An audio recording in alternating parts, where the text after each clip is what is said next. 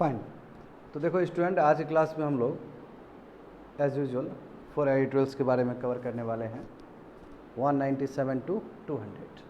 ठीक है, तो आज कंप्लीट करेंगे तो 200 एडिटोरियल्स हो जाएगा फ्रॉम 1 जनवरी। तो जनवरी से लेकर अभी तक 200 एडिटोरियल्स कवर कर दिया मैंने। तो 200 भी बहुत होता है। ठीक है, 200 एडिटोरियल्स। तो देखो 197 क्या पढ़ने वाले हैं। एज पर CEA यानी कि चीफ इकोनॉमिक एडवाइज़र जो भारत सरकार के होते हैं, उन्होंने कहा है कि भारत का जो इकोनॉमी है अभी ऑटो पायलट पे चल रहा है। अब भारी भरकम शब्द दे दिया इन्होंने, ऑटो पायलट। क्या होता है ऑटो पायलट का मतलब? इसको तुम बहुत तरीके से समझ सकते हो।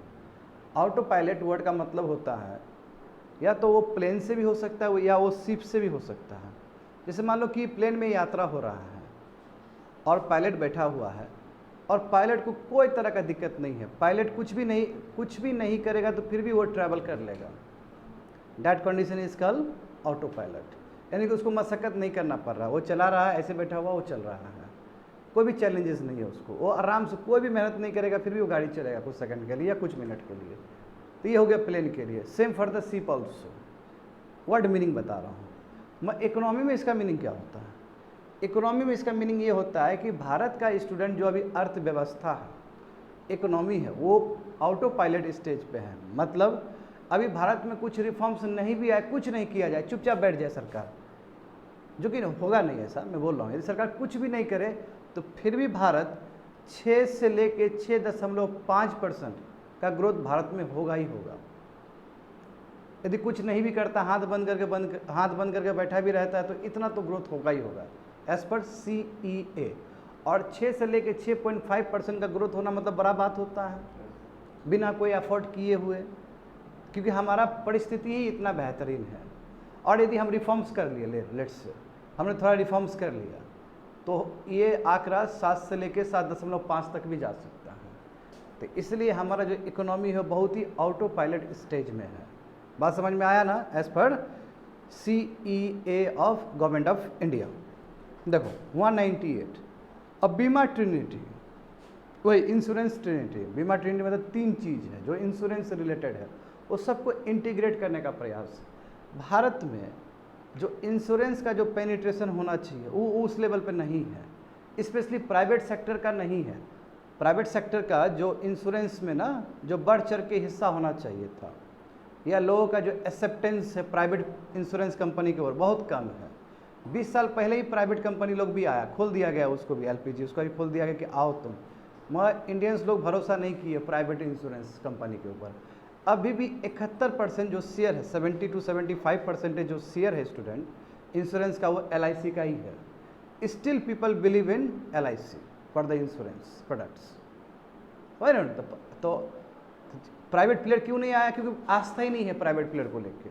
हाँ देखो, मोदी जी ने भी 74% का वो कर दिया था ना कोमल, पहले 49% था। मोदी जी ने भी क्या किया कि 74% तक खोल दिया कि यहाँ पे FDI आ सकता है, मगर उसके बावजूद भी उस लेवल पे ग्रोथ नहीं दिखता है यहाँ इंश्योरेंस कंपनी में।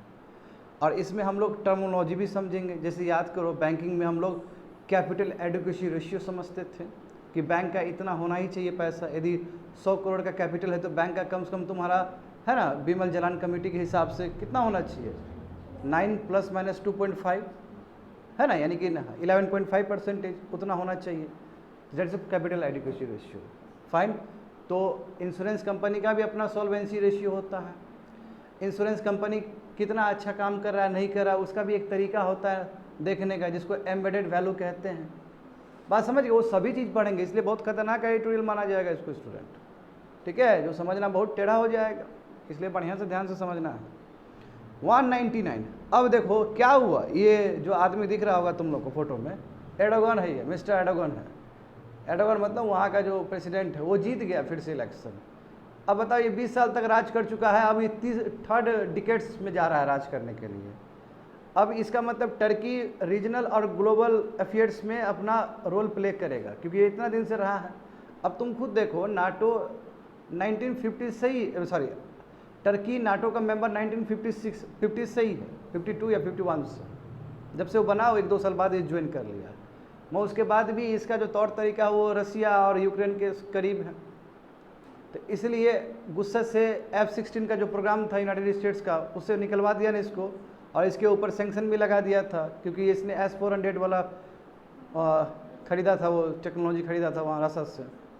ठीक है, तो देखो अभी जीता है। Turkey is charting its own trajectory. Turkey अपना ही कुछ नया चीज़ बना रहा है, वो भी मल्टीपोलर एरा में, जहाँ पे दुनिया को एक कोई कंट्री लीड नहीं कर रहा है, दुनिया को बहुत सारे कंट्री लीड कर रहे हैं, सब अलग अलग अलाइंस है। अब देखो USA क्या बोलता है, डेमोक्रेसी अलाइंस पे ज़्यादा काम करेंगे हम, तो इसमें इंडिया को तो बहुत फ़ायदा है। हम लोगों ने कल भी देखा था कि मिडल ईस्ट में क्या हो रहा है इस चीज़ को लेके है। मिडल ईस्ट में देख रहे हो ना, ईरान और सऊदी अरबिया जो जानी दुश्मन रहा एक समय, वो दोनों एक साथ आ रहे हैं। इसका मतलब तो साफ साफ दिखता है कि टेक्टोनिक शिफ्ट है मिडल ईस्ट में। बात समझ गए ना स्टूडेंट, तो समझना है, इंटरनेशनल इशू है ये। एंड 200 उस दिन तुम लोग को पढ़ाया गया था सेडिशन, हाँ, सेक्शन 124A ऑफ IPC, तो उसी से संबंधित कुछ है। इसमें देखेंगे थोड़ा जो Kedarnath versus state of Bihar का जो 1961 का केस था, या BG तिलक को तो सबसे पहले लगा था, तो उस समय का जो तत्कालीन अर्स्टवाइल जो कोर्ट था, उसने क्या फैसला दिया था। तो तुम लोग जान के हैरान हो जाओगे स्टूडेंट कि अलग अलग दौर में सेडिशन का मतलब अलग अलग रहा है। तो क्रिटिक्स खिसिया गए इस चीज़ पे, क्रिटिक्स का दिमाग खराब हो गया इस चीज़ पे। और लॉ कमीशन का भी तुम्हारा रिपोर्ट आया जिसमें कहा है कि सेडिशन को रखा जाए विथ एडिशनल सेफ गार्ड्स, ये नहीं बताए थे, वही चीज़ है। तुम आया था कि नहीं आया था सेडिशन में करण? अच्छा, कोई बात नहीं है, समझ गए ना, ये यही पढ़ेंगे हम लोग। चलो लेट्स स्टार्ट द क्लास। 197 देखो, GS paper 3 economic development, Indian economy and issues relating to planning, mobilisation of resources, growth, development and employment. Hindu paper में आया था स्टूडेंट 10 जून 2023 को। तो देखते हैं, समझते हो। देखो गुरु जी का फोटो देखो, ठीक है, CEA चीफ इकोनॉमिक एडवाइज़र है, समझे, अनंथा नागेश्वरम नाम है इनका, साउथ के ही होंगे, नाम से लग रहा है। चीफ इकोनॉमिक एडवाइज़र है तो बहुत विद्वान होंगे, इसमें कोई शक नहीं है ना, तो बहुत ही विद्वान होंगे वो। इकोनॉमिक्स जानने वाला आदमी ऐसे भी बहुत विद्वान होता है। तो इसमें देखो इन्होंने क्या बोला है। अभी हमारा, मैं बुनियादी ढांचा खींच चुका हूँ ना, क्या क्या चीज़ है नहीं है। देखो इनके हिसाब से क्या बोल रहे हैं कि हमारा जो इंडियन इकोनॉमी है वो आउट ऑफ पायलट स्टेज में है। आउट ऑफ पायलट स्टेज मतलब कुछ भी नहीं भी करेंगे तो फिर भी 6 और 6.5 से तो ग्रोथ रेट होगा ही होगा, बिना कुछ किए हुए भी, समझे, आराम से होगा, कोई दिक्कत नहीं। और ये 2030 तक होने वाला है स्टूडेंट, और कोई प्रयास करने की ज़रूरत नहीं, इतना हम दुरुस्त रोबस्ट इकोनॉमी हो गए हैं, नंबर 1, समझे। और यदि प्रयास कर ले थोड़ा इनिशियल असेसमेंट, हाँ शुरू में क्या कहा गया था कि yes 7.2 further say that the initial assessment of 7.2% of GDP growth for 2000 could be under estimate, यानी कि इसमें कहा गया 2022 से लेकर 2023 तक हम 7.2% से बढ़ेंगे, वो भी कम है, इनफैक्ट उससे ज़्यादा बढ़ेंगे। अब इसमें क्या, देखो देयर इज़ अ डिफरेंस। हम अभी तक जो बोल रहे हैं वो बोले कि कुछ मेहनत नहीं करेंगे तब इतना बढ़ेंगे, मेहनत करेंगे तो बहुत बढ़ेंगे। तो ये बोले कि जो 2022 से लेकर 23 का जो आया है कि 7.2 से ग्रोथ करेंगे, नहीं उससे ज़्यादा करेंगे, क्यों काम हो रहा है अच्छे से कंट्री में। जो कोविड का प्रॉब्लम आया था उसको हमने बहुत पीछे छोड़ दिया। अब हमारा इकोनॉमी फिर से ग्रोथ अच्छा से कर रहा है, सो अच्छा से जाएंगे हम, ठीक है। इनका देखो, अब ये बहुत इंपॉर्टेंट पॉइंट है, देखो थर्ड नहीं समझ में आएगा। देखो अब होता क्या था, पहले इधर नॉर्मली समझो, ओवर हीटिंग ऑफ इकोनॉमी, इधर बढ़िया सुनो, इधर ध्यान दो। ओवर हीटिंग ऑफ इकोनॉमी याद है तुम लोग को? देखो बिजनेस साइकिल का नॉर्मल ट्रेंड है, एक्सपांड होगा कॉन्ट्रैक्ट होगा, एक्सपांड होगा कॉन्ट्रैक्ट होगा, सही बात है ना। उसी में क्या होता है, जब एक्सपांसन होता है तो तुम्हारा है ना बेटर है, जितना एक्सपांड होगा तो सर्कुलेशन, मनी का सर्कुलेशन बढ़ेगा। जैसे मनी का सर्कुलेशन बढ़ेगा तो और डिमांड बढ़ेगा गुड्स एंड सर्विस का, जब और डिमांड बढ़ेगा तो और इकोनॉमी बूम होगा, जब और इकोनॉमी बूम होगा तो इन्फ्लेशन बढ़ेगा, जब इन्फ्लेशन बढ़ेगा तो फिर नीचे चला आएगा cycle, that's called over heating of economy. और ये लगभग पिछले 2 दशक से ना 3 साल 4 साल में 3-4 साल तक ऊपर चढ़ता था, फिर गिर जाता था, फिर चढ़ता था, फिर गिर जाता था, फिर चढ़ता था, फिर गिर जाता था। ये रहा, इन्होंने कहा है ये चीज़ कि प्रीवियस 2 डिकेड्स में देखा गया कि 3 साल या 4 साल तक ओवर हीटिंग चल रहा था, जैसे होने में टाइम लग रहा है, फिर गिर गया, फिर होने में टाइम लग रहा है 3-4 साल, फिर गिर गया। और ये क्यों होता है? जब बहुत सर्कुलेशन, मनी का बहुत सर्कुलेट हो जाए, पहले देखो बिजनेस साइकिल में बता चुका हूँ तुम लोग को, 72 मॉडल्स जो हम लोग किए थे उसमें बहुत अच्छे से हम लोग कवर किए थे। एक्सपांसन एंड कॉन्ट्रैक्शन, एक्सपांसन होता है ना, बड़ा साइकिल है, बहुत टाइम लगता है एक्सपांसन होने में। एक्सपांसन होता है और फिर पीक पकड़ता है। पीक पकड़ता है इसलिए क्योंकि गुड्स और सर्विस का बहुत डिमांड है, बट एक और ज़्यादा पीक हो जाए तो इन्फ्लेशन हो जाता है, तो उसके बाद फिर ऑटोमेटिकली हमें इंटरेस्ट रेट सब बढ़ाना पड़ता है, और इन्फ्लेशन को कंट्रोल करने के चक्कर में जो मनी सर्कुलेट हो रहा है इकोनॉमी में उसको हम सक करना पड़ता है। जब हम सक करते हैं, निकालते हैं सिस्टम से, तो इकोनॉमी नीचे चला जाता है। That's called over heating of economy. Over heat हो रहा है। ओवर हीट क्यों हो रहा है? डिमांड और सप्लाई की वजह से, सर्कुलेशन ऑफ मनी की वजह से। मैं इसका नेगेटिव असर क्या पड़ता है? इन्फ्लेशन। जब इन्फ्लेशन बढ़ने लगता है तो फिर अपने आप इकोनॉमी नीचे चला जाता है। बात समझ गए? बट ये बोल रहा है कि देखिए ऐसा नहीं है, हमारा 6 या 6.5% से जो ऑटो पायलट से चलेगा, या फिर आने वाले समय में थोड़ा मेहनत करेंगे जिससे 7 या 7.5 से बढ़ेगा रिफॉर्म्स लाने के बाद। ये अब ओवर हीटिंग ऑफ इकोनॉमी से नहीं है। हमारा इकोनॉमी बहुत अच्छा हो गया, ओवर हीटिंग का कोई ज़रूरत ही नहीं है। ओवर हीटिंग नहीं होगा हमारे इकोनॉमी में। देखो यही सब बताया गया है। Noting that the economy has been prone to overheating after 3 और 4 ईयर्स ऑफ स्ट्रॉन्ग ग्रोथ, यानी कि 3-4 साल तक स्ट्रॉन्ग ग्रोथ हो गया तो इकोनॉमी क्या ओवर हीट कर जाता है और ऊपर बढ़ जाता है, फिर नीचे गिर जाता है।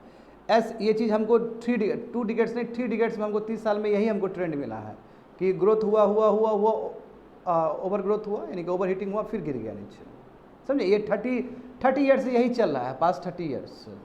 समझे कि 3 और 4 ईयर्स में क्या हो रहा है तुम्हारा? ओवर हीटिंग हो रहा है।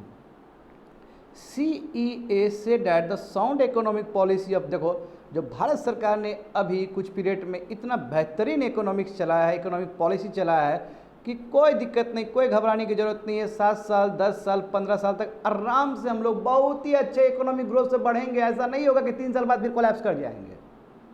बात समझे? नहीं तो अभी क्या हो रहा था 30 साल में, 3-4 साल बाद फिर नीचे चले जा रहे थे, फिर आगे बढ़ रहे थे, फिर 3-4 साल कर रहे थे, फिर नीचे गिर रहे थे। बोला ऐसा नहीं होगा, बहुत बढ़िया काम हुआ है। 7 साल तक 10 साल तक 15 साल तक लगातार ग्रोथ करेंगे, जो चाइना ने किया है एक टाइम में। यस, बहुत बड़ी बात है ये। समझ गए? जो चाइना ने करके दिखाया है 1979 से लेकर 2008 तक बिना कोई ओवर हीटिंग वाला प्रॉब्लम को झेले हुए, बिल्कुल इंडिया भी करेगा। बात समझ में आ गया ना? कोई दिक्कत है कोमल समझने में? आगे देखो। हाँ, जो चीफ इकोनॉमिक जो बोले हैं वो सब यहाँ दिया गया, इसलिए मैं वो पेज वाला नहीं बता रहा हूँ, ये सब वही दिया गया है। देखो ये वाला वही है। देखो important aspect about Indian economy as per CEA, क्या बोले इन्होंने? कि इन्होंने कहा कि इकोनॉमी हमारा क्या ऑटो पायलट पे है, बिना मेहनत किए हुए भी आगे बढ़ेगा, बिना रिफॉर्म्स किए हुए बढ़ेगा। और देखो यदि मैं प्राइवेट कंजम्पशन का बात करूँ, तुम लोग को पता है प्राइवेट कंजम्पशन के वजह से ही 55% कंट्रीब्यूशन है। हाँ, जानते हो ना, GDP को नापने का बहुत तरीका है। एक तरीका जो कंजम्पशन बेस्ड है ना, एक्सपेंडिचर बेस्ड है। एक्सपेंडिचर बेस्ड है, उसमें क्या है? प्राइवेट कंजम्पशन, पब्लिक कंजम्पशन है ना, पब्लिक स्पेंडिंग, एक्सपोर्ट इंपोर्ट, और एक और है तुम्हारा। अब देखो लगभग 55% तुम्हारा प्राइवेट कंजम्पशन से ही होता है, और हमने देखा था कोविड के टाइम में ये 55% थोड़ा कम हो गया था, मगर कोई बात नहीं, अभी ठीक हो गया है। ये बोला कि 2020 और 21 में जो भी लॉस्ट हुआ है वो हम लोग कवर कर चुके हैं। Don't worry, private consumption line पे है, कोई टेंशन ही नहीं है। इंडिया क्या है बाबू? कंजम्पशन बेस्ड इकोनॉमी है इंडिया। खा के ही हम इकोनॉमी बना लेंगे अपना। 3.5 ट्रिलियन का है ना, उसमें तो 55% तुम्हारा खा के ही बन रहा है। ये कहाँ, ये नहीं बोलना चाहिए हमें। तो जब खा के ही बन जाएगा इकोनॉमी तो ज़्यादा बेटर इकोनॉमी है कि दूसरे पे डिपेंडेंट नहीं होना होगा आपको। बात समझ में आ रहा है ना? बोला अभी से लेके 2030 तक कोई घबराने की जरूरत नहीं है। 6.5 से लेके 7 पर जाएंगे यदि थोड़ा बहुत भी रिफॉर्म्स कर दिए तो, और बढ़िया रिफॉर्म्स कर दिए तो बहुत ऊपर जाएगा। समझे? और बढ़िया रिफॉर्म कर दिए, मार्केट रिफॉर्म्स कर दिए तो हम 7.5 से 8 तक जा सकते हैं, कोई दिक्कत ही नहीं है। ठीक है? तो ये बहुत ही ऑप्टिमिस्टिक है, ये आशावादी आदमी है ये। ठीक है? और ये इसको भारत सरकार का जो भी पॉलिसी हुआ, इकोनॉमिक पॉलिसी, उस पर पूरा भरोसा है। अब भी बिल्कुल गवर्नमेंट ऑफ द डे का ही बात होगा यहाँ पे। ठीक है? यहाँ पे देखो ये बोल रहे कि जो भी अनरिजॉल्व इशू है, जो भी इशू अभी तक अनरिजॉल्व है, जैसे GST को लेकर कभी बहुत सारा बात उठता है कि अभी भी GST ठीक नहीं हुआ है ना, और भी बहुत सारे ऐसे इश्यूज़ है। जैसे अभी देखो PM गति शक्ति वाला लॉजिस्टिक के लिए आ रहा है, तो जितना जल्दी हो उतना बेटर है। तो जो भी अनरिजॉल्व इश्यूज़ हैं, ठीक है, वो प्रॉब्लम्स नहीं है, वो लो हैंगिंग फ्रूट्स है। ठीक है? जो कि फ्यूचर में उसको भी अनलॉक कर लिया जाएगा, फ्यूचर में उसको भी ठीक कर लिया जाएगा और उससे और बेटर ग्रोथ होगा। लो हैंगिंग फ्रूट्स बताए थे तुम लोग को टर्मिनोलॉजी में, है ना? इसका मतलब कि yes it will give you the potential results. समझे ना, it will give the potential result, अच्छा रिजल्ट देगा आपको आने वाले समय में, बस इसको आप सुलझा लो। आगे देखो, हाँ 30 ईयर्स में वही हुआ है जो बोल रहे हैं तुम लोग को अभी तक जस्ट बताए हैं कि जैसे ही हमारा इकोनॉमी ग्रू किया वो बस 3 साल या 4 साल के लिए, क्या ओवर हीटिंग कितना 3-4 साल के लिए हुआ, फिर आपका नीचे चला गया। क्यों? इन्फ्लेशन बढ़ जाता था, इंपोर्ट बहुत महंगा हो जाता था, इंपोर्ट बढ़ जाए, अभी भी देखो इंपोर्ट ज़्यादा है, एक्सपोर्ट कम है। एक्सपोर्ट हमारा कितना 440 के आसपास है, और एक्सपोर्ट हमारा बस 448 के समथिंग है, और इंपोर्ट जो है 600 प्लस है। तो अभी भी ट्रेड डेफिसिट बहुत अच्छा है, 3% का 3% ऑफ जीडीपी होगा, 2 या 3% ऑफ जीडीपी है ट्रेड डेफिसिट हमारा।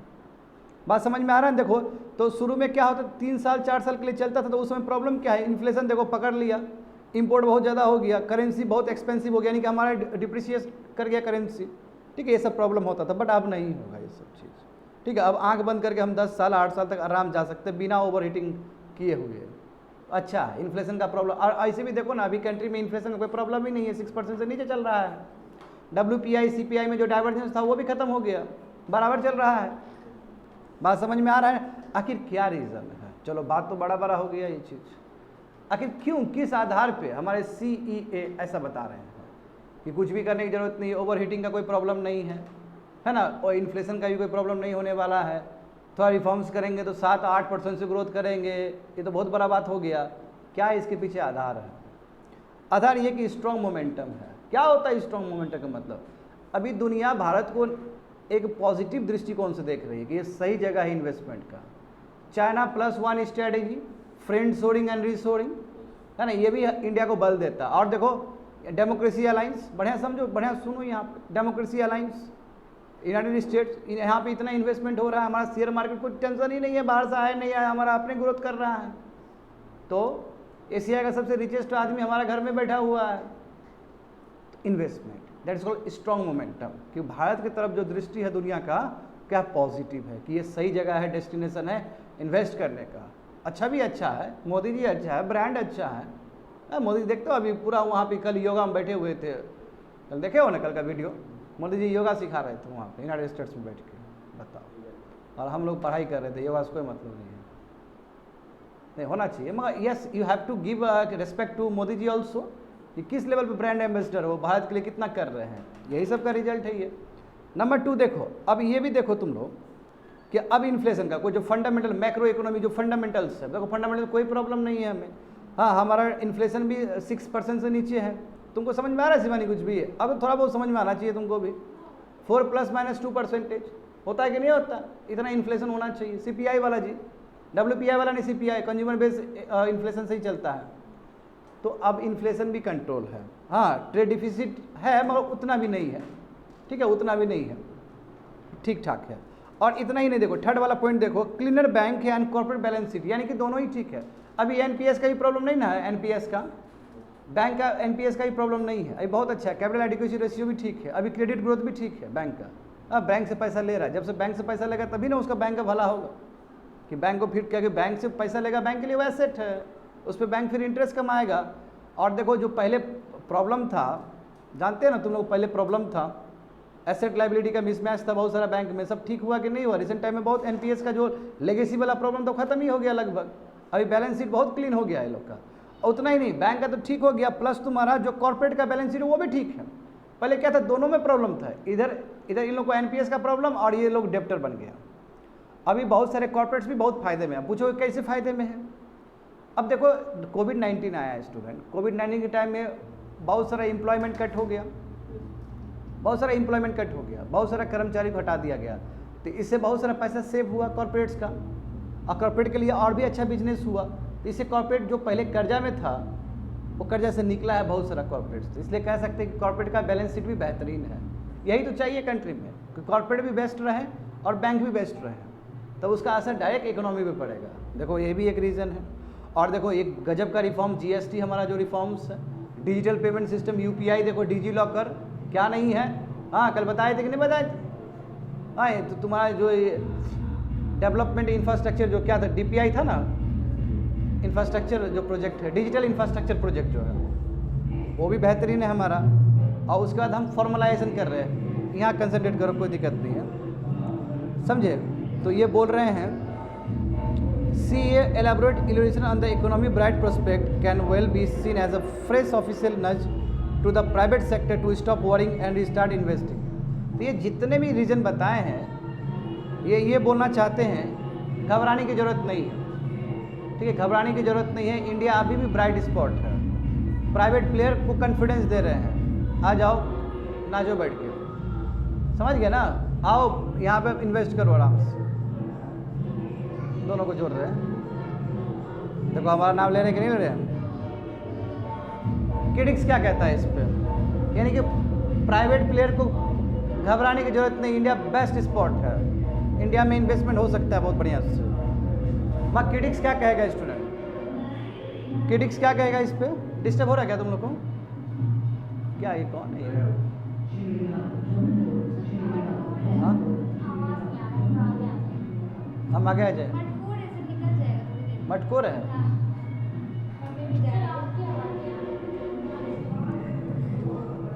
क्या बोले, गाना भी तो बेस्ट बज रहा है मेरा। देखो स्टूडेंट, चलो ये अच्छी बात है कि CEO ने इतना कुछ बोल दिया कि हमारा ब्राइट स्पॉट है, प्राइवेट प्लेयर भी यहाँ पे इन्वेस्ट कर सकता है। मगर किडिक्स क्या कहता है? किडिक्स ये कहता है कि जब तक प्राइवेट इन्वेस्टमेंट ठीक से रिकवर ना हो जाए, क्योंकि प्राइवेट इन्वेस्टमेंट का तो ये भी प्रॉब्लम होता है हमारे कंट्री में, प्राइवेट इन्वेस्टमेंट का भी प्रॉब्लम है। पब्लिक स्पेंडिंग तो चलो ठीक है, पर प्राइवेट इन्वेस्टमेंट इस कंट्री में नहीं होता है। तो प्राइवेट इन्वेस्टमेंट को ठीक से रिकवर करना होगा नंबर 1, तब जाकर लॉट्स ऑफ जॉब क्रिएट हो सकता है। क्योंकि जब तक कंट्री में जॉब क्रिएट नहीं होगा तब तक बेहतरीन हो ही नहीं सकता है कंट्री का इकोनॉमी। बात समझ गए ना? तब जाकर वर्चुअस साइकिल होने वाला है। जब जॉब क्रिएट होगा तो ये वर्चुअस साइकिल होगा और इकोनॉमी और बढ़ेगा, और तब जाकर ऑटो पायलट स्टेज में जा सकता है। बात समझ गए ना? ठीक है, चाइना +1 पॉलिसी तुम बोलते हो, अच्छी बात है, मगर चाइना 1 पॉलिसी का लाभ उठाओगे तब ना फ़ायदा होगा। सब तो वियतनाम में जा रहा है, वियतनाम में जा रहा है कि नहीं जा रहा है? सब वियतनाम में जा रहा है, उसको फ़ायदा उठाना होगा तुमको। और एक तो तुम PLI स्कीम ले आया, इंपोर्ट कवर भी बढ़ा रहा है तेज़ी से, तो इंपोर्ट कवर बढ़ाओगे तो कहाँ चलेगा? कहा गया ना, इकोनॉमिक्स लोग बोल रहे थे ना कि इंपोर्ट कवर कम करना होगा, जितना कम करेंगे उतना ज़्यादा इन्वेस्टमेंट होगा, कंट्री में आएगा, ठीक है, इसलिए इस पे भी काम होना चाहिए। और देखो एंजल टैक्स का भी प्रॉब्लम, एंजल टैक्स बोले थे ना लगेगा, है ना, जो इसके तुम्हारा जो एक पर्टिकुलर जो सेबी के साथ रजिस्टर्ड है उसी पे नहीं लगेगा, बाकी पे लगेगा, तो ये रिग्रेसिव स्टेप है, उसको ठीक करना है। एक तो ऐसे ही आपका कंट्री में स्टार्टअप बढ़ा है और अभी अर्ली स्टेज में ही टैक्सेशन करवा दोगे, एंजल टैक्स लगवा दोगे तो दिक्कत हो सकता है। बात समझें? तो ऑटो पायलट स्टेज जाने से पहले ना गवर्नमेंट को बहुत कुछ करना होगा, ठीक है, जॉब क्रिएट करने होंगे, जो भी प्रॉब्लम्स है उसको सॉल्व करना होगा। अब कल ही देखो हम लोग पढ़े थे डिजिटल, तो चलो ठीक है, इंडिया का डिजिटल टेक्नोलॉजी बहुत ही अक्लेम्ड हो रहा है, हमारा UPI वर्ल्ड में बेस्ट माना जा रहा है, मगर प्रॉब्लम भी तो है। अब बाहर का कंपनी इंडिया में इन्वेस्ट करेगा, बाहर कंपनी इंडिया में कंपनी बनाएगा, तो उसको डर तो रहेगा ना कहीं इंडिया में डेटा चोरी ना हो जाए, उसके लिए कॉन्फिडेंस में रखना होगा इन लोग को भी। इसलिए इंडिया का जो अपना प्रॉब्लम है, जो अपना हेडविंड्स है, उसको पहले निवारण करना होगा। बात समझे? तब जाके ऑटो पायलट स्टेज में हम जाएंगे। ये किडिक्स का सही बोल रहे हैं, किडिक्स, इसमें गलत कुछ नहीं है। आगे देखो स्टूडेंट, बीमा ट्रिनिटी है, समझ में आ रहा है ना? आ रहा है, छोड़ दो, बैकग्राउंड में चल रहा है, कोई दिक्कत नहीं है, आ जाओ यहाँ पे ना। 198 GS paper 3 economic development, Indian economy and issues relating to planning, mobilisation of resources, growth, development and employment. ये आया था तुम्हारा हिंदू पेपर 31 मई को। अब यहाँ पे देखो ये है क्या स्टूडेंट, वेरी वेरी इंपॉर्टेंट है, ये बहुत बड़ा टॉपिक है, मैं समझने वाला टॉपिक है। देखो IRDA यही हमारा क्या है, रेगुलेटरी है, किसका? पेंशन, उसके इंश्योरेंस के लिए। जैसे हमारे कंट्री में बहुत सारे फाइनेंशियल रेगुलेटर है, जैसे RBI भी एक फाइनेंशियल रेगुलेटर है, करेक्ट? तो IRDA भी क्या करता है, तुम्हारा इंश्योरेंस का रेगुलेटर है। जितना भी इंश्योरेंस होता है देखने वाला यही बॉडी है।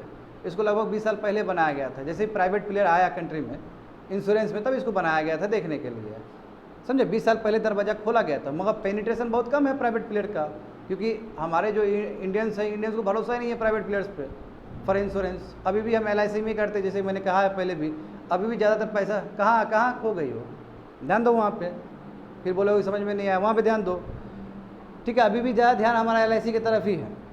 तो देखो यहाँ पे यही बोला कि भारत में पोर इंश्योरेंस पेनिट्रेशन है इस कंट्री में, समझे? इसलिए IRDA एक नया कोशिश कर रहा है, कि अब बंडल प्रोडक्ट दे हम सिटीजन को। क्या होता है बंडल प्रोडक्ट? यानी कि आपको एक ही साथ बहुत सारा मिल जाएगा, जनरल इंश्योरेंस भी मिल जाएगा, लाइफ इंश्योरेंस भी मिल जाएगा, बाइक का भी मिल जाएगा, दुनिया भर का इंश्योरेंस एक साथ मिल जाएगा। कोशिश यही हो रहा है स्टूडेंट। अब देखो अभी प्रॉब्लम क्या होता है कि यदि आदमी मर गया या कोई तरह का एक्सीडेंट हो गया तो क्लेम करने में ना वो लोग बहुत टेस्ट करता है कि सच में बोल रहा है कि नहीं बोल रहा है, तो एक पैसा भी बहुत डिले कर देता है ताकि वो सब चीज़ ना हो। जैसे मान लो कि सब डिजिटल कनेक्ट, जैसे यूपीआई कितना अच्छा कनेक्टेड है, उसी तरह का व्यवस्था लाना चाहता है। जैसे मान लो कि कोई आदमी मर गया किसी हॉस्पिटल में, तो वो डेटा तुम्हारा इंश्योरेंस कंपनी को चला जाएगा और 8 घंटा 10 घंटा बाद डायरेक्ट तुम्हारा बैंक अकाउंट में चला जाएगा उस आदमी का। ये बेटर है ना तरीका? तो यही तरीका कोशिश कर रहा है आइडिया आगे लाने का, समझे? तो वही चीज़ है, बट इसके लिए हमें लेजिस्लेटिव अमेंडमेंट करना होगा, पार्लियामेंट से लॉ बनाना होगा, या जो भी लॉ है उसमें अमेंडमेंट करना होगा स्टूडेंट, ताकि हम नीच प्लेयर से भी, नीच प्लेयर का मतलब क्या है, प्राइवेट प्लेयर सबको उसको भी अट्रैक्ट कर सके। ऐसे भी प्राइवेट प्लेयर ज़्यादा अट्रैक्ट नहीं हो रहा है, इसलिए अट्रैक्ट नहीं हो रहा है कि पीपल अट्रैक्ट नहीं हो रहा है, क्योंकि पीपल को प्राइवेट प्लेयर पर ज़्यादा भरोसा नहीं है। तो ज़रूरी ये है कि ऐसा हम साधन विकसित करें इंश्योरेंस कंपनी में ताकि प्राइवेट प्लेयर सब, नीच प्लेयर सब वो आए, वो अट्रैक्ट हो और लोग भी अट्रैक्ट हो, और लोग क्या करें, ज़्यादा ज़्यादा सब्सक्राइब करें इंश्योरेंस प्रोडक्ट सब। बात समझ में आ रहा है ना? तो देखो इससे क्या होगा कि जो हमारा इच्छा है कि अफोर्डेबल और एसेसेबल और अवेलेबल हो सभी सिटीजन को, यानी कि हर सिटीजन क्या करे, इंश्योरेंस प्रोडक्ट को अपनाए। ठीक है, ग्राम सभा से लेकर डिस्ट्रिक्ट से लेकर हर एक लेवल पे भारत में होना चाहिए। देखो इंश्योरेंस तो अच्छा चीज़ है, ख़राब चीज़ नहीं है, कुछ भी हो जाता है, फ्यूचर किसने देखा है ना? इंश्योरेंस अच्छा है तो सब लोग करें। और देखो और रेगुलेटर ये भी बोलता है, IRDA, कि यदि ऐसा होता है तो जॉब भी काफ़ी बढ़ेगा, 1.2 करोड़ तक जॉब बढ़ने का आशंका है। तो यदि हम ये सब चीज़ करते हैं, नीच प्लेयर को हम अट्रैक्ट कर लेते हैं, लोगों में जो एक बिहेवियल चेंज लाते हैं प्रोडक्ट को लेके, तो इससे बहुत फ़ायदा होने वाला है इकोनॉमी में भी, in the form of job creation. आगे देखो, हाँ मगर स्टिल ये तो जानते हो कि अभी भी इंश्योरेंस पेनिट्रेशन बहुत लो है हमारे कंट्री में। अब कितना लो है देखो, 2 डिकेड है ना, 20 साल पहले हमने प्राइवेट प्लेयर को बोला कि आ जाओ भाई काम करो। अब 20 साल आने के बावजूद भी पब्लिक सेक्टर इंडस्ट्री देखो, उसके बाद भी इंश्योरेंस का पेनिट्रेशन कितना है इस कंट्री में, मात्र 2.7%, यानी कि ratio of premium payment, premium देना पड़ता है ना, भरना पड़ता है ना, इंश्योरेंस कंपनी को सब्सक्राइब, इंश्योरेंस प्रोडक्ट को सब्सक्राइब करोगे तो महीना महीना तुमको पैसा देना पड़ेगा, 500, 1000, 5000, जिस हिसाब से तुमने किया है। तो यदि वो प्रीमियम टू GDP देखोगे तो 2001 या 2 में 2.7% था, और वो बढ़ के स्टूडेंट कितना हुआ, कुछ नहीं हुआ, 4.2 हुआ है। तो कायदे से 10-15 तक जाना चाहिए था, बहुत कम है। इनफैक्ट 2009 और 10 में ज़्यादा बेटर था, 5.2% था। तो क्या रीज़न रहा है कि 2009 और 10 के बाद ये घट के 4.2% हुआ है? लोगों का ट्रस्ट नहीं है प्राइवेट कंपनी प्रोवाइडर के और प्राइवेट इंश्योरेंस प्रोवाइडर के ऊपर, क्योंकि ये लोग को जब क्लेम करते तो ये लोग पैसा ही नहीं देता है टाइम पे, इसलिए। बात समझ में आ रहा है ना? और देखो नॉन लाइफ पॉलिसी यानी कि जनरल पॉलिसी है ना, एक लाइफ इंश्योरेंस पॉलिसी होता है, एक जनरल पॉलिसी। जनरल पॉलिसी मतलब क्या है कि आप अपना मकान का कर रहे हो, बाइक का कर रहे हो, that is called non life policy, यानी कि जनरल पॉलिसी। जनरल पॉलिसी कितना है, 1% है उसमें से, ओनली 1%, यानी कि 4.2% में 1% आपका जनरल इंश्योरेंस का। बात समझ में आ रहा है जनरल इंश्योरेंस क्या होता है? जैसे मान लो कि इसका इंश्योरेंस कर दिया, ठीक है, रूम का इंश्योरेंस कर दिया, घर का इंश्योरेंस कर दिया, जनरल इंश्योरेंस कितना परसेंट? ओनली 1% है, 4.2 में 1% है, तो कोई पेनिट्रेशन बहुत ज़्यादा नहीं है, ज़्यादा होना चाहिए था। आगे देखो, इसमें तुम लोग को समझना है 2 चीज़, बहुत इंपॉर्टेंट चीज़ है, सॉल्वेंसी रेशियो। अब देखो सॉल्वेंसी रेशियो समझना है तो कैपिटल एडिक्वेसी रेशियो समझना होगा। यदि बैंक के पास कैपिटल 100 करोड़ का है, एक बैंक के पास 100 करोड़ है, तो उसमें बैंक का कम से कम तुम्हारा 10 करोड़ होना चाहिए अपना, 10 से 12 करोड़ अपना होना चाहिए। बात समझ में आए? तभी तो उसका स्किन इन द गेम होगा, ये वर्ड यूज़ किए थे ना पहले भी, स्किन इन द गेम, यानी कि उसका अपना भी पैसा होना चाहिए। अब ऐसा नहीं कि 1 लाख है और 100 करोड़ का तुम्हारा उसका कैपिटल है, तो गलत हो जाएगा फिर, तब तो कभी भी उसका दिवालिया निकल सकता है, डिफ़ॉल्ट हो सकता है वो। बात समझे? तो सिमिलरली इंश्योरेंस कंपनी में भी सॉल्वेंसी रेशियो का बहुत ज़रूरी होता है। कितना होना चाहिए सॉल्वेंसी रेशियो? कम से कम मिनिमम 1.5% होना चाहिए। क्या होता है सॉल्वेंसी रेशियो? कैपिटल कितना पैसा है और डिवाइडेड बाय रिस्क, तो कितना रिस्क होगा? जैसे मान लो 150 करोड़ है, 150 करोड़ एक कंपनी के पास है और उसको रिस्क कितना है, यानी कितना देना पड़ सकता है कभी भी उसको, लेट्स से 100 करोड़, तो 150/100 करोगे कितना होगा? 1.5 होगा ना, तो 1.5 मिनिमम होना चाहिए इंश्योरेंस कंपनी का, समझे। और अच्छा कंपनी तो 2 भी हो सकता है, 3 भी हो सकता है, बेटर है। LIC का 1.5 से काफ़ी ज़्यादा है उसका, बात समझे। वही बताया गया कि कम से कम 1.5 होना चाहिए।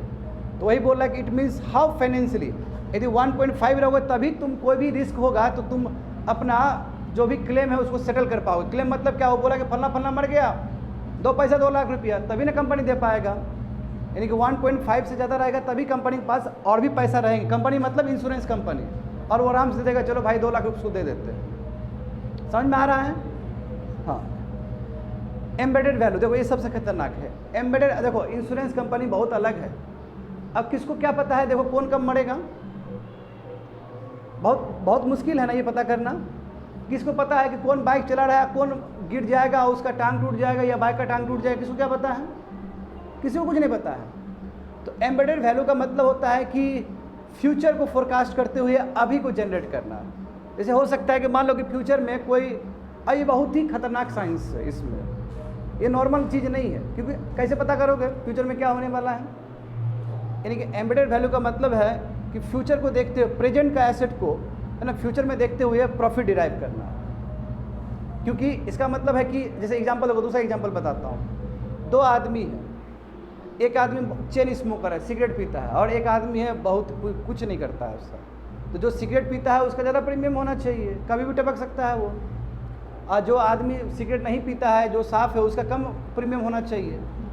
तो देख रहे हो ना, इसका जो कैलकुलेशन है बहुत ही कॉम्प्लेक्स है, बहुत कॉम्प्लेक्स है। और ऐसे कितने लोग होंगे। जैसे मान लो कि कोई बाइक पुराना है, उसका इंश्योरेंस करना है, तो उसका प्रीमियम ज़्यादा होना चाहिए जो नया बाइक से, कि वो कभी भी ख़राब हो सकता है, समझे ना। तो embedded value in the case of life insurance company is the present net asset value जो आपका है, and the current value of the company future profit. Company future में क्या कमाएगी, करंट के हिसाब से कंपेयर करके लिया जाता है, जो कि हाईली बहुत ही मतलब बहुत कॉम्प्लेक्स कैलकुलेशन है ये, ठीक है। इन लोगों का अपना मैथोलॉजी होता है। तो ये मैट्रिक है स्टूडेंट, ये एक्चुअली इसको बोलते हैं एक्चुअल साइंस, ठीक है ना। एंड मेजर कंपोनेंट इंक्लूड, इसमें जो मेजर कंपोनेंट वही present value of the future project, अभी के हिसाब से क्या फ्यूचर प्रॉफिट उसको मिलने वाला है, वही जो बोले ना अलग अलग जो प्रीमियम होता है उस हिसाब। एम्बेडेड वैल्यू क्या है, तरीका है समझने का, समझे, तरीका है समझने का कि कितना ये कंपनी बेस्ट स्थिति में है, बात समझे। एक तरीका है कितना प्रॉफिट कमाएगा। चलो अब मेन इशू पे आते हैं। बात तो यही बीमा ट्रिनिटी पे ही था कि बीमा का 3 चीज़ रहेगा, 3 एस्पेक्ट रहेगा, बीमा विस्तार, बीमा सुगम एंड बीमा वकास। तो बीमा विस्तार का मतलब क्या होता है कि जैसे मैंने कहा ना कि अब इंश्योरेंस प्रोडक्ट बंडल में दिया जाएगा, यानी कि एक जो इंश्योरेंस कंपनी है वो बहुत सारा इंश्योरेंस प्रोडक्ट दे रहा है आपको, एक नहीं दे रहा है, खाली लाइफ इंश्योरेंस नहीं दे रहा है वो आपको, वो नॉन लाइफ इंश्योरेंस भी देगा आपको। एग्जांपल देखो कि बहुत सारा, जैसे लाइफ के लिए रिस्क, हेल्थ के लिए हो सकता है, प्रॉपर्टी के लिए हो सकता है, कोई भी एक्सीडेंट हो उसके लिए हो सकता है, कुछ भी रिस्क के लिए वो दे सकता है। डेट इज कॉल्ड बीमा विस्तार, यानी बीमा को विस्तार किया गया, बीमा को डिवाइड कर दिया गया, और एक आदमी बहुत सारा बीमा को सेम ले सकता है, सेम इंश्योरेंस कंपनी से बहुत सारा बीमा ले सकता है वो, ठीक है। नंबर 1। बीमा सुगम का मतलब क्या है, यानी कि सर्वेयर पे जाने की जरूरत नहीं है, उसको वहीं से मिल सकता है। बीमा सुगम का मतलब पोर्टल है स्टूडेंट, ये सिंगल प्लेटफॉर्म है। यदि मान लो कोई आदमी मरा तो उसका डायरेक्ट डिजिटली वो पता चल जाएगा और उसको पेमेंट मिल जाएगा। ये डिजिटल पोर्टल है ये, समझे कि न्यू बीमा सुगम प्लेटफॉर्म वुड इंटीग्रेट इंश्योरेंस और डिस्ट्रीब्यूटर, जो इंश्योरर है, जो डिस्ट्रीब्यूटर है, यानी कि जो इंश्योरेंस कंपनी है और जो आदमी है जो करवा रहा है वो उसको इंटीग्रेट कर देगा सिंगल प्लेटफॉर्म पे, और उसको आसान हो जाएगा। और इससे क्या है, पता चल जाएगा कि वो आदमी का क्या है, बैंक अकाउंट क्या है, ये वो। अब मान लो कि वही आदमी कहीं पे हॉस्पिटल में डेथ हो जाता है लेट्स से, तो पता चल जाएगा डेथ सर्टिफिकेट बन गया तो उसके ही अकाउंट में पैसा मिल जाएगा, तो बहुत अच्छा होगा बीमा सुगम से। अभी बना नहीं है, अभी ये कॉन्टेम्पलेटिंग स्टेज पे है स्टूडेंट, बना नहीं है, बस आइडिया डेवलप हो रहा है। तीसरा देखो बीमा बकस, इसमें क्या है कि जो महिला जो वर्क फोर्स है उसको बोला जाएगा ग्राम सभा में जाओ और लोगों को अवेयर करवाओ इंश्योरेंस के बारे में, और लोग भी ले, क्योंकि हर एक को अधिकार है फाइनेंशियल इंक्लूजन का, है ना। इंश्योरेंस प्रोडक्ट मतलब फाइनेंशियल इंक्लूजन होता है। प्रधानमंत्री जन धन योजना सब खुलवाए ना, अब इंश्योरेंस भी दे दो। इंश्योरेंस देगा तो आदमी और बेटर होगा, इंश्योरेंस रहेगा तो कम से कम आदमी दूसरे बैंक पे डिपेंडेंट नहीं रहेगा जी, कर्जा नहीं लेगा, वो फ़ायदा हो जाएगा यहाँ से। उसी के लिए तुम्हारा ये थर्ड पार्ट है। आगे देखो बीमा ट्रिनिटी के ऊपर देखो, हाँ इसमें बताया कि यस ये चीज़ हम लेजिस्लेटिव अमेंडमेंट करके ला सकते हैं। पार्लियामेंट में जो भी लॉ है उसमें अमेंडमेंट करना पड़ेगा, उसमें चेंजेस लाना पड़ेगा। इसके लिए बात समझ गए? यस सरकार को बिल्कुल यूपीआई लाइक मोमेंट क्रिएट करना चाहिए। देखते हो यूपीआई कितना आसान हो गया, खा लिया ऐसे करके भाग गया। उससे उतना ही इजी करना होगा इंश्योरेंस कंपनी को भी, जैसे स्पेशली जो बीमा सुगम है वो कर देगा उसका। क्योंकि अभी आदमी मर गया, कब से क्लेम कर रहा है, 20 दिन हो गया, 30 दिन हो गया, बताओ उसका अंतिम संस्कार भी हो गया, अभी तक भी नहीं मिला है पैसा। ये प्रॉब्लम होता है और प्राइवेट कंपनी का यही प्रॉब्लम था, इसलिए लोग ट्रस्ट नहीं करते हैं। और LIC देखो कितना ट्रस्टेबल है। तो पहले तो आपको ट्रस्ट क्रिएट करना पड़ेगा, उस तरह का डिजिटल टेक्नोलॉजी क्रिएट करना पड़ेगा। बात समझ गए ना? तो यही सब चीज़ यहाँ पे लिखा गया जो बताएं हैं, ताकि उसको 6 से लेकर 8 घंटा तक उसको आराम से उतना ही देर में उसको मिल सके। तो देखो RDI ने देखो बोला कि स्टेट लेवल इंश्योरेंस कमेटी हम बनाएंगे, ठीक है, देखेंगे कैसे ये प्लान हम डिस्ट्रिक्ट लेवल तक ले जाए, विलेज लेवल तक जाए। तो ये सब काम चल रहा है IDA के हिसाब से। बात समझ में आ गया ना ये चीज़? ठीक है, जो भी बताएं वो सब वही लिखा गया है वहाँ पे, पढ़ लेना। भी थोड़ी देर में कहेंगे तुम लोग को पढ़ने के लिए। 199 देखो GS paper 2 international relation effect of policy and politics of developed and developing countries on India's interest and Indian diaspora. ये हिंदू पेपर में आया था 30 मई को, बहुत पहले आया था। देखो इसमें समझो क्या हुआ, एर्डोगन जीत गया ना, फ्रेश इलेक्शन जीत गया जी, नया इलेक्शन जीत गया। अब फिर नया टर्म के लिए दौड़ रहा है वो।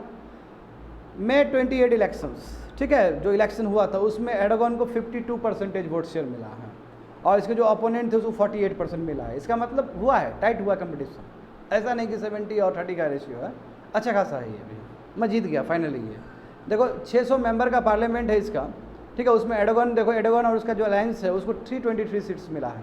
तो ठीक है, कितना चाहिए आपको? 600 में 300 चाहिए, है आपके पास, बहुमत है। बात समझ गए? यहाँ पे देखो, ये देखो, तो इसे दिखता है, देखो कैसे हुआ।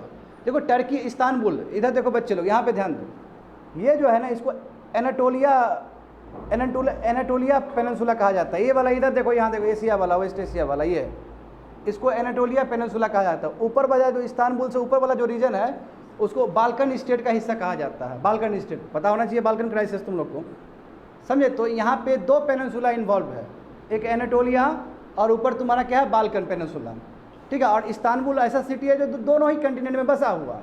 मेरा जीके का भी सवाल था ना, पूछे थे कभी हम, इस्तानबुल। अब यहाँ पे समझो तुम लोग, एक तरफ ब्लैक शिप है, एक तरफ एजियन सी है, वहाँ पे है ना सी ऑफ मरमरा है, दुनिया भर का चीज़ सब है वहाँ पे।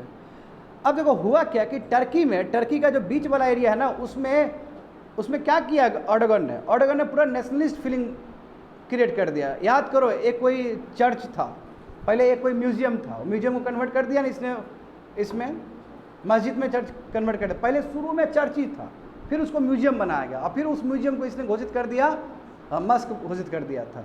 इसलिए लोग अट्रैक्ट हो गए इसकी तरफ, याद है ना? बहुत पहले पढ़ाए थे हम ये चीज़। ये अट्रैक्ट करने के लिए, लोगों को पोलराइज करने के लिए। और लोग ये बीच वाला एरिया में ज़्यादा पोलराइज हो गया। जैसे हम देखेंगे जो सीरिया से लगा हुआ बाउंड्री है, देखो ये सीरिया से लगा हुआ बाउंड्री, यहाँ पे तो कुर्दिस्तान का इशू चल रहा है। कुर्द को तो बहुत मार रहा है ये, है ना? कुर्द को लेके देखो स्वीडन को अभी तक नाटो का मेंबर नहीं मिला क्योंकि वो रोक रहा था और स्वीडन सपोर्ट कर रहा था मिलिशिया को, तो इसलिए उसको तो मिल गया, फिनलैंड को तो मिल गया, स्वीडन को नहीं मिला है। तो वो एक कुर्द वाला एरिया में इसको वोट नहीं पड़ा, इस्तानबुल वाला एरिया में भी इसको वोट नहीं पड़ा, मगर बीच वाला रीजन में इसको वोट पड़ गया, कोस्टल रीजन से भी इसको वोट नहीं पड़ा है। बात समझे? वही लिखा गया है कि ज़्यादातर जो टर्किश हार्टलैंड है अंदर का एनाटोलिया, वो एर्डोगन को ही वोट किया है, लगभग उसमें 72% लोग वोट किया था। मगर कुर्दिश एरियाज़ है जो सीरिया से सटा हुआ है, वो एरिया या फिर जो ज़्यादा coastal areas, develop coastal areas है तुम्हारा वेस्ट और साउथ में, वो तुम्हारा उसके अपोनेंट को दिया है। बात समझ में आ रहा है कैसे डिवाइड हुआ? ये पूरा सोसाइटी को इसने डिवाइड कर दिया, समझे? और दूसरी बात है, ये अपने आप को सुन्नी आइडेंटिटी बताता है, तो सऊदी अरब तो इसको हेल्प करेगा ही करेगा, जो भी सुन्नी से रिलेटेड कंट्री है, सुन्नी आइडेंटिटी बताता है। और देखो रिलीजियस का एक बहुत नेशनलिस्ट फीलिंग्स बनाया है, और ये खुद कहता है कि हम ऑटोमन एम्पायर का जो लेगेसी है उसको हम कैरी कर रहे हैं।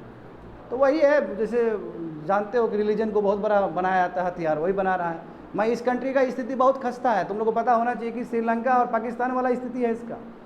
इकोनॉमिक में बता रहा हूँ, बहुत ही इकोनॉमिक क्राइसिस है यहाँ पे भी। आगे देखो, अब देखो यही चीज़ बताया गया, देखो बहुत क्रिटिक्स बोलते हैं कि ये प्रेसिडेंट बताओ, इतना गंदा स्थिति है, इन्फ्लेशन 44% है इस कंट्री में, करेंसी देखो 80% डिप्रिशिएट कर गया 2018 के बाद, 80% करेंसी इसका डिप्रिशिएट कर गया, समझे ना। इसका जो फॉरेन एक्सचेंज है देखो निगेटिव में है, 151 बिलियन में, इतना कर्जा में है। इसका स्थिति श्रीलंका और पाकिस्तान वाला है। कैसे जीत गया ये? वही जानते हो ना, मैड नेशनलिज्म, जीत गया ये। गलत तरीके से रिलीजियस एंगल से फंसा दिया उसको। आर गेटिंग में, समझ रहे हो ना, स्थिति ठीक नहीं है। माइक्रो इकोनॉमिक इंडिकेटर्स में टर्की का स्थिति ठीक नहीं है। आगे देखो, हाँ एर्डोगन देखो, अब एर्डोगन को देखो बेनिफिट भी मिल रहा है, फॉरेन सपोर्ट मिल रहा है इसको। 2022 में देखो यूएई से सऊदी अरब से देखो $5 बिलियन मिला है इसको पैसा। रसिया भी देखो 10 बिलियन दिया है तुम्हारा, ताकि वहाँ का न्यूक्लियर पावर प्लांट पे फाइनेंस हो सके। तो फिर मिल रहा है इसको सपोर्ट, अच्छा खासा सपोर्ट मिल रहा है। मगर जानते हो कि रसिया सपोर्ट मिल रहा है, फिर नाटो से, फिर नाटो का मेंबर होने के बाद भी ये यूएस के अगेंस्ट काम करता है। तो ये भी चाहता है कि हम भी रीजनल पावर रहे और हम ग्लोबल पावर को भी क्या करें, इम्पैक्ट करें, इन्फ्लुएंस करें हम भी। देखो ईरान, देखो ना ईरान क्या कर रहा है अभी, ईरान भी तो यही कर रहा है, क्योंकि मल्टीपोलर वर्ल्ड है। ये भी मल्टीपोलर पोल में अपना एक दिखाना चाहता है, yes I am here. Turkey, जबकि स्थिति खराब है, खस्ता है इसका स्थिति। आगे देखो टर्की, देखो वही मैंने कहा है कि देखो नाटो का मेंबर 1952 से ही है। हाँ, ये भी चाहता है कि अपना फॉरेन पॉलिसी खुद चलाए। जैसे ईरान देखो अपना फॉरेन पॉलिसी खुद ही चला रहा है, ईरान खुद ही चला रहा है, उसको कोई मतलब नहीं है। जैसे चाइना तो अब किसी का सुनता ही नहीं है, चाइना किसी का सुनता है क्या? नहीं सुनता है। ये भी बोलता है अपना फॉरेन पॉलिसी हम खुद ही चलाएंगे। बात समझे। एर्डोगन देखो अपना इंटरेस्ट को बढ़ा रहा है। देखो Mediterranean sea, North Africa, West Asia, Caucasus, Central Asia, हर जगह, हॉर्न ऑफ अफ्रीका, वही तुम्हारा सोमालिया वाला रीजन, रेड सी, हर जगह फैला रहा है। और ये चाहता है कि ये भी मल्टीपोलर वर्ल्ड में एक इंपॉर्टेंट भूमिका अदा करे, जैसे चाइना सब कर रहा है। बात समझे, जैसे ईरान सब करने की कोशिश कर रहा है। देखो इसका अब नाटो का मेंबर होने के बाद यूक्रेन और रसिया के साथ में है, तो बहुत पिक्यूलर फीचर है नहीं है, क्योंकि नाटो का 31 मेंबर है नाटो का। और भी देखो फिनलैंड को तो मिल गया, स्वीडन को तो अभी मिला नहीं है। स्वीडन को क्यों नहीं मिला? इसी की वजह से ये बोला कि मत देना उसको, क्योंकि वो जितने भी कुर्दिस्तान मिलिशिया है, कुर्द मिलिशिया है, सबको सपोर्ट करता है। और कुर्द मिलिशिया है जो कंट्री को तोड़ना चाहता है, सीरिया और ये वाला बहुत सारा एरिया को कुर्दिस्तान बनाना चाहता है। जैसे खालिस्तान जैसे बनना चाह रहा है, तो कैसे सपोर्ट करेंगे? इंडिया सपोर्ट नहीं कर सकता। सेम सिमिलर चीज़ें वहाँ पे भी हो रहा है। और उतना ही नहीं, चाइना का तुम्हारा बेल्ट और रोड इनिशिएटिव में भी बहुत बड़ा हिस्सा है इसका। तो ये भी अपना पावर किसी न किसी तरह दिखाना चाहता है स्टूडेंट। बात समझे। यहाँ पे देखो सीरिया के साथ क्या हुआ। इलेक्शन से पहले एर्डोगन ने बात किया था बशर अल असद गवर्नमेंट, जो तुम्हारा वो सीरिया का है, सीरिया से जानते हो ना, सीरिया में तुम्हारा वही सिया चलता है वहाँ पे। तो ये वाला इसके साथ बात किया, उससे बात हुआ कि जो भी बॉर्डर इशू है सब सुलझा लेते हैं, है ना। असद ने कहा था कि यार ये जो जितना भी टर्किश ट्रूप्स है हमारे कंट्री में, इदलिब जगह पे उसको हटा लीजिए वहाँ पे। तो बात हुआ है, यानी कि ये भी चाहता है कि सीरिया भी इसके हाथ में आए। जब सीरिया इसके हाथ में आएगा, हाथ में मतलब कंट्रोल नहीं करना, बातचीत करना, ताकि जो कुर्द वाला इशू है वो ख़त्म कर सके। तो ये भी कहीं ना कहीं चाहता है स्टूडेंट। एर्डोगन चाहता है कि अब देखो ये तो अब 3rd decade in the power, समझ रहे हो, 20 साल तक रूल कर चुका है, अब ये 30 साल वाला रूल होगा इसका, इतना खतरनाक। अब वो चाहता है कि हम भी अपना जो ऑटोनॉमी है, इंडिपेंडेंस, जो खुद ही हम डिसाइड करें अफेयर्स, और ग्लोबल अफेयर्स में हमारा भी रोल रहे। ये तुम्हारा इसका इच्छा है। आगे देखो, ख़त्म कर दिए स्टूडेंट ये वाला। आगे देखो GS paper 2 constitution and polity, structure, organisation and functioning of the executive and the judiciary ministry and department of the government, pressure groups and formal informal association and their role in the polity। ये Hindu paper में आया था 8 जून को। बात समझे। देखते हैं है क्या ये स्टूडेंट। देखो 279th रिपोर्ट है लॉ कमीशन का। हाँ देखो याद है ना, मई 2022 में सुप्रीम कोर्ट ने क्या बोला कि जितना भी अभी तक पेंडिंग FIR है सबको एबियंस रख दो, सबको सस्पेंड कर दो। अभी कोई भी फ्रेश FIR नहीं होगा, जितना ही पेंडिंग है सबको पीछे कर दो, अभी कोई हो ही नहीं सकता है वहाँ से, बोला था। उसके बाद सरकार को मजबूरन लॉ कमीशन को बोलना पड़ा था कि थोड़ा सेडिशन पे देखिए, और उसने बोला है। लॉ कमीशन ने क्या बोला कि सेडिशन को हटाने की ज़रूरत नहीं है, एडिशनल सेफ गार्ड देने की ज़रूरत है। उसमें ये भी बोला था, उस दिन नहीं लिखा गया उसमें, दोनों को एक साथ करके पढ़ना ज़्यादा बेटर होगा। इसमें यह बोला है कि केदारनाथ केस में, जो Kedarnath versus state of Bihar का जो केस हुआ था सेडिशन का, बहुत बड़ा केस था वो, उसमें जो सुप्रीम कोर्ट ने बोला है कि सेडिशन का मतलब क्या होना चाहिए, वही आप मतलब लिख दीजिए उसमें, IPC में वही डेफिनेशन दे दीजिए, ज़्यादा बेटर रहेगा। क्योंकि सेडिशन को लेकर सबको कन्फ्यूजन होता है, स्पेशली जो डिससेटिस्फैक्शन टुवर्ड द गवर्नमेंट, और या टुवर्ड द स्टेट, इस चीज़ को लेके होता है। बात समझे? तो वही बात है, देखो यहाँ बोला गया कि जो सेक्शन 124A ऑफ IPC है ना, उसमें जो भी लॉ ऑफ सेडिशन है उसको अमेंड करना चाहिए। और अमेंड करके कौन सा वर्ड डालना चाहिए? जो सुप्रीम कोर्ट ने केदारनाथ केस में 1962 में सुनाया था। बात समझ में आ रहा है ना? और उसमें क्या सुनाया था तुम लोगों को पता है कि पब्लिक ऑर्डर के लिए ठीक है, कोई दिक्कत नहीं है, मगर खाली मियर क्रिटिसिज्म करेंगे गवर्नमेंट का प्रोग्राम और पॉलिसी, जिसका मतलब ये नहीं हुआ कि हमें अट्रैक्ट हो जाए सेडिशन में। यही नहीं बोला गया था? हाँ, यही बोला गया था उस समय। और भी बहुत सारी चीज़ बोले गए थे, थोड़ी देर में समझेंगे। दूसरी बात है कि यस, यदि नेशनल सिक्योरिटी का बात हो या सिक्योरिटी ऑफ स्टेट का बात हो तो 3 साल नहीं 7 साल कर दो उसको, और लाइफ इम्प्रिजनमेंट तक मैक्सिमम। याद आ रहा है ना सभी चीज़?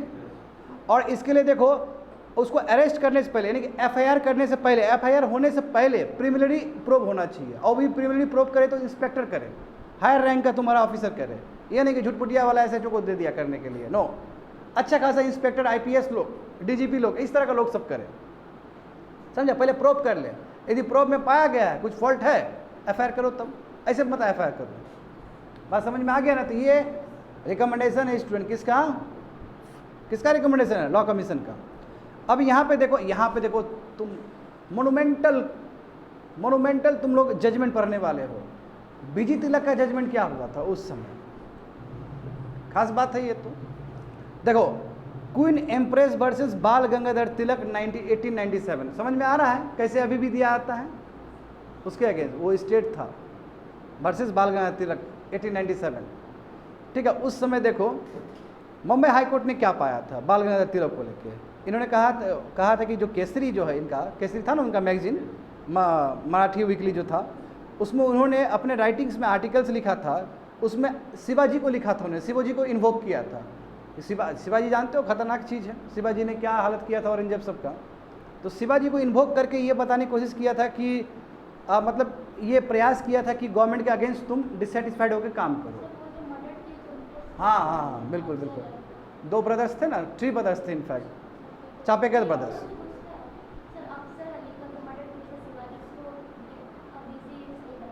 हाँ, सही, करेक्ट, जब जस्टिफाइड कर दिए थे बिल्कुल उसमें। तो अब वो जस्टिफिकेशन का मतलब क्या हुआ? गवर्नमेंट को ही मार दो, हाँ, ब्रिटिश को कर दो। वही देखो, invoking Shivaji which is interpreted as the exciting, यानी शिवाजी को जो लिखा, शिवाजी का वर्णन किया, इसका मतलब क्या है कि ये dissatisfaction towards the British government, क्योंकि ब्रिटिश गवर्नमेंट को भी आप अशरफ की तरह दिखा रहे हो, वही जिसको मारना चाह रहे हो उस तरह दिखा रहे हो। तो देखो जज ने क्या कहा, देखो अब जज ने देखो कि क्या कहा। जज ने कहा कि ये एक्साइटिंग और attempting to excite in other certain bad feelings towards the government, बोला कि ये गवर्नमेंट के विरोध में है, गवर्नमेंट के विरोध में है। ये तुम्हारा, इसका मतलब ये नहीं होता है कि इससे म्यूटिनी हो सकता है या रेबिलियन हो सकता है। ये गवर्नमेंट के विरोध में डिससेटिस्फैक्शन है। बढ़िया सुनो, कान खोल के सुनो, अलग अलग जजमेंट हुआ है। इसका मतलब इस केस से आपको पता चलता है कि मुंबई हाई कोर्ट ने, उस समय के मुंबई हाई कोर्ट ने कहा कि सेडिशन का मतलब होता है कि यदि डिससेटिस्फैक्शन टुवर्ड्स द गवर्नमेंट, इसका मतलब ये नहीं कि म्यूटिनी हो जाना चाहिए, समझे? तो अब वहाँ पे यही रखा गया, बाद में यही रखा गया कि सेडिशन का मतलब रखा गया। जो प्राइवेट काउंसिल में गया था, जो उस समय का सुप्रीम कोर्ट था, लंदन में था, तो उसने भी कहा कि एक्साइटिंग और attempting to excite bad feelings towards the government ही सेडिशन होता है। मगर उस समय ब्रिटिश को डर था, क्योंकि वो लंबा शासन करना चाहता था। मैं इंडिया में तो अभी का स्थिति ऐसा नहीं है, इंडिया में 5 साल तक रूल करता है, उसके बाद हम वोट नहीं देंगे तो हट जाएगा। तो क्या ये गवर्नमेंट वाला वर्ड होना चाहिए? डिबेट ये है अभी का। बात समझ में आ गया ना? तो उस समय तो इसको बोला गया कि चलो डिससेटिस्फैक्शन टुवर्ड्स द गवर्नमेंट ही सेडिशन है, 1987 के जजमेंट से। आगे देखो क्या है तुम्हारा, Niharendu Dutt Majumdar and others versus King Emperor 1942, ठीक है। मजुमदार कह सकते हो simple, Majumdar versus King Emperor 1942 का जजमेंट देखो। इसमें फेडरल कोर्ट ने क्या कहा, फेडरल कोर्ट मतलब सुप्रीम कोर्ट, उसने क्या कहा कि पब्लिक ऑर्डर, पब्लिक डिसऑर्डर और रीजनेबल एंटीफिशन, यानी कि उसी तरह का या likelihood of public order, public disorder, ये सेडिशन हो गया। यानी कि आपके बोलने से, कहने से, कुछ करने से ना, यदि पब्लिक ऑर्डर खराब हो गया तो सेडिशन एक्ट हो गया आपका। तो उसका इंटरप्रिटेशन क्या है BG तिलक वाला, कि डिससेटिस्फैक्शन टुवर्ड द गवर्नमेंट। इसका इंटरप्रिटेशन क्या है तुम्हारा, पब्लिक ऑर्डर में कोई तरह खराबी आता है। देखो दोनों का अलग जजमेंट, दोनों का अलग जजमेंट है स्टूडेंट, वही है देखो। तो वही लिखा गया कि दोनों जजमेंट देखोगे तो एक में डिससेटिस्फैक्शन है, समझे, जिसको पॉलिटिकल हेट्रेड ऑफ गवर्नमेंट भी कहा जा सकता है। दूसरा में क्या है तुम्हारा कि यदि इंसाइटमेंट टू वायलेंस और पब्लिक ऑर्डर डिसऑर्डर। आगे देखो, अब एक देख लेते जो हमारा सबसे लैंडमार्क जजमेंट है, केदारनाथ का जजमेंट है। देखो इसमें क्या कहा, देखो इसमें क्रिटिक्स बताते हैं कि गलती कर दिया सुप्रीम कोर्ट ने। इसमें सुप्रीम कोर्ट ने क्या कहा कि देखो बढ़िया सुनो, कल भी हम परसों भी हम लोग बात कर रहे थे इस पर, तो हम क्या बोल रहे थे कि अगेंस्ट द स्टेट होना चाहिए। सुनो यहाँ पे सुनो बात को, अगेंस्ट द स्टेट होना चाहिए, अगेंस्ट द गवर्नमेंट नहीं होना चाहिए। तो केदारनाथ केस में क्या बोला सुप्रीम कोर्ट ने कि गवर्नमेंट और स्टेट अलग होने के बाद भी अलग नहीं है, आखिर स्टेट को रिप्रेजेंट करने वाला गवर्नमेंट ही है, तो towards the dissatisfaction of the government ठीक ही है, क्योंकि इसका मतलब ही होता है towards the dissatisfaction against the state, क्योंकि आखिर स्टेट का विजिबल फॉर्म गवर्नमेंट ही होता है, स्टेट को जो रिप्रेजेंट करता है। मगर क्रिटिक्स इस पर ही बोलते कि गवर्नमेंट तो अनंत काल के लिए नहीं होता है, स्टेट तो अनंत काल के लिए होता है, बिहार तो अनंत काल के लिए है, मगर नीतीश कुमार तो अनंत काल के लिए नहीं है। तो गलत है, सुप्रीम कोर्ट का जजमेंट ही गलत है कि भले ही government visible form of state है, मगर दोनों में अंतर है, और हम अभी डेमोक्रेटिक कंट्री है, हम 5 साल में बदल सकते हैं चीज़ों को, तो दोनों को अलग रखना चाहिए था। मगर केदारनाथ केस में अब उसको एरर कहो कुछ भी कहो, मगर सुप्रीम कोर्ट ने इंटरप्रेट किया कि स्टेट और गवर्नमेंट एक ही चीज़ है, इसलिए यदि डिससेटिस्फैक्शन टुवर्ड द होगा गवर्नमेंट तो सेडिशियस माना जाएगा उसको, बात खत्म। यानी कि बीजी तिलक वाला बात फिर से, बीजी तिलक वाला ही बात हुआ ना ये एक तरह से। देखो सेडिशन ये ऑफेंस है गवर्नमेंट के against, is against the state, same हो गया, बिकॉज वही बात है कि गवर्नमेंट क्या है, विजिबल सिंबल ऑफ स्टेट है, समझे ना, और स्टेट और तुम्हारा गवर्नमेंट अलग नहीं है। तो आर्टिकल देखो, अब इसमें देखो अब सुप्रीम कोर्ट ने क्या बोला, आर्टिकल 19 क्लॉज 2 रीजनेबल रिस्ट्रिक्शन है कि नहीं है उसमें। अब उसमें देखो कहाँ कॉन्स्टिट्यूशनल असेंबली में हमारा डिबेट हुआ था, तो हमने सेडिशन को तो हिस्सा ही नहीं बनाया था, उसमें हिस्सा बनाया था नहीं बनाया था, उसमें याद करो तुम लोग बढ़िया से, के एम मुंशी निकाल दिए थे उसको, के एम मुंशी विरोध किए थे ना उस चीज़ का। मगर सुप्रीम कोर्ट ने इसमें क्या कहा कि ये सिक्योरिटी ऑफ स्टेट के अगेंस्ट हो जाएगा बात, यानी कि सिक्योरिटी ऑफ स्टेट था ना उसमें रीजनेबल रिस्ट्रिक्शन, तो वहाँ पे ये क्लॉज आ जाएगा सेडिशन का। तो सुप्रीम कोर्ट तो और ब्लंडर कर दिया एक तरह से कहा जाए तो, क्योंकि यदि ऐसा होगा तो के एम मुंशी काहे नहीं डाला इसके अंदर, नहीं तो अंडरस्टूड होता, उस पर डिबेट ही नहीं होता। तो सुप्रीम कोर्ट का कह सकते हो कि थोड़ा एरर हो सकता है इसमें, या परिस्थिति वैसा रहा होगा, क्योंकि इशू बदलता है समय के साथ साथ, बात समझे। आगे देखो, लास्ट देखो, तो अब यहाँ क्रिटिक्स का देखो, क्रिटिक्स का क्या मानना है, जो मैं लगभग बोल चुका हूँ तुम लोग को। Disaffection can not be an offence, वही बोला कि देखो अब हम सरकार को पसंद नहीं कर रहे, इसका मतलब क्या हम ऑफेंस कर रहे हैं, हम कोई विरोध करना कोई ऑफेंस होता है क्या, बिल्कुल नहीं होगा, क्योंकि अभी ब्रिटिश थोड़ी है, अभी डेमोक्रेटिक कंट्री है, हम 5 साल में चुनते हैं, 5 साल बाद उसको नहीं भी चुन सकते हैं। अभी गवर्नमेंट क्यों होना चाहिए, अभी तो स्टेट होना चाहिए, स्टेट होता है परमानेंट, गवर्नमेंट होता है टेम्पररी, ठीक है। वही बोल रहा है, देखो disaffection has been defined as the political hatred toward the government by the full bench of the Bombay high court. हाँ, बाल गंगाधर तिलक टाइम में ये बोला गया था, यानी पॉलिटिकल हेट्रेड करो गवर्नमेंट का, तो ठीक है तुमको हो जाएगा सेडिशन का। तो आर्टिकल 19(1) भी तो है तुम्हारा, fundamental rights to have freedom of speech and expression, है कि नहीं बताओ। और डेमोक्रेटिक रिपब्लिक में क्या है, सबको यदि सरकार आपका खराब है तो आप उसको बदल सकते हो। जैसे कांग्रेस का क्या हुआ, कांग्रेस गया ना, साफ हुआ ना, बीजेपी आया कि नहीं आया, बदल तो दिए हैं उसको, तो कहाँ वो स्टेट हो गया, वो निकल गया वहाँ से। इनफैक्ट हमारा सही विरोध करना, क्रिटिसाइज करना गवर्नमेंट को, ये तो हमारा हेल्दी प्रैक्टिस है, डेमोक्रेटिक प्रैक्टिस है, ये चीज़ तो होना ही चाहिए था। इसलिए और यदि डिससेटिस्फैक्शन टुवर्ड्स द गवर्नमेंट रहेगा तो ये पूरा चिलिंग इफेक्ट होगा फंडामेंटल राइट्स पे हमारा। तो इसलिए, और ये भी जानते हो कि कॉन्स्टिट्यूशनल असेंबली के टाइम में भी सेडिशन को हिस्सा नहीं बनाया गया, क्योंकि फोरफादर जानते थे इस चीज़ को। तो इसलिए सुप्रीम कोर्ट को थोड़ा सा कॉशियसली काम करना चाहिए इस पर, और बताना चाहिए स्टेट और गवर्नमेंट में भी अंतर है। तो इस पर ऐसे नहीं कहे, देखो बहुत विवादित रहा है ये, जब से बना है तब से विवादित रहा है सेडिशन, दैट्स इट।